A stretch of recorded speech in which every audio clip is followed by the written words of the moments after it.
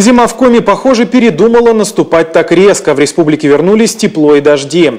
А вместе с ними и проблемы для коммунальщиков.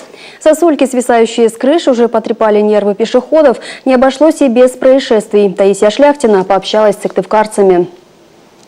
Заботы, больше характерные для весны, пришли в Коми в середине октября. После сильнейшего снегопада установившийся покров начал стремительно таять. Но потеплению, похоже, уже никто не рад. Только водители перешли на зимний стиль вождения и сменили резину на шипованную, как юг и центр республики захватила неприятная слякоть. На дорогах каша, а под крышами сосульки. В выходные буквально за день небо одарило нас 25-сантиметровым слоем снега. И вот теперь добрая его половина превратилась в лед, не без последствий. В Сыктывкаре глыба льда проломила крышу Мерседеса. Сосулька пробила люк дорогой машины. На своем «Мерседесе» сыктывкарец припарковался около дома, на котором не было предупреждающих табличек о сходе снега. Ничего не предвещало беды, к тому же коммунальщики уверяли, к зиме готовы. Но управляющая компания про кровлю позабыла. Теперь владелец дорогого авто намерен добиваться выплат за ремонт через суд.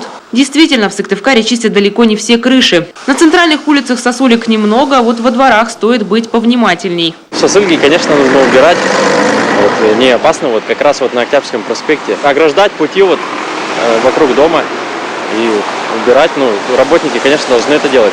С приходом теплой погоды о простых правилах поведения в гололед напоминают и в МЧС. В межсезонье работы становится заметно больше. Могут быть возникновения чрезвычайных ситуаций на дорогах, это ДТП, аварии на объектах жилищно-коммунального хозяйства, энергетики, аварии, связанные с пожарами в жилом секторе, на соцобъектах в связи с перегрузом электроснабжения, с тех жилых помещений, в которых имеется печное отопление.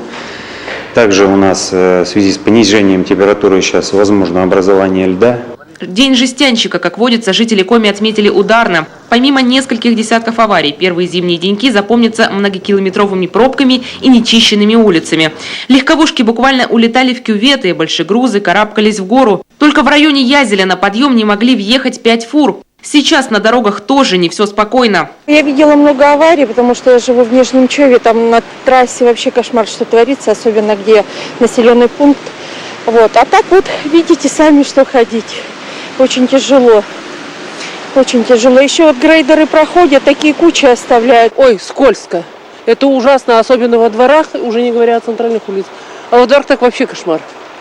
Там вообще не пройти, не проехать. И сейчас еще развезло. Каша такая. Там никто не чистит вообще.